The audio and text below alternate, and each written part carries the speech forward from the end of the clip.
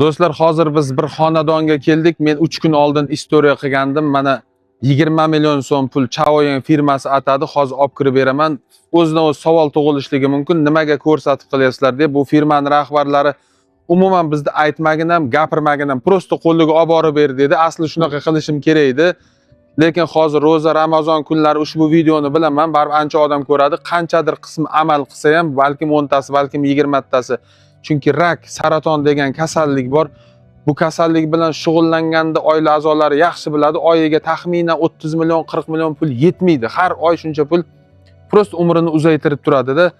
Bu videodan maqsad prosta o'zlaring bilgan qarindosh urug'mi, mahalla kuylaringmi, shaharlaringdanmi farqi yo'q. Bunaqa kasal emas. Og'ir kasal yotganlarda shu roza Ramazon kunlarida borib duosini olib qo'ysalaring, ishlaring 5 bo'lib ketadi. Hurmatli, yaxshi pul topib turgan aka-ukalar.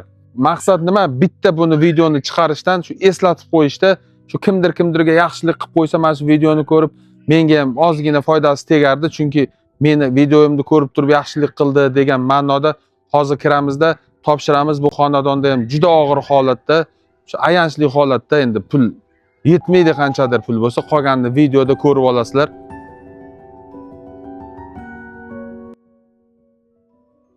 Do'stlar, mana omonatni topshiryapman.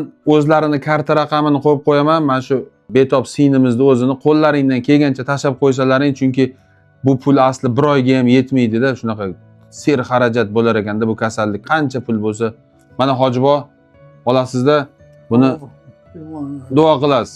Ey mehribon rahimli Allohim, bemorlarga shifo bergin, ko'pga bergin, ko'p qatori chiqizgan dardlarga shifo bergin. Amin.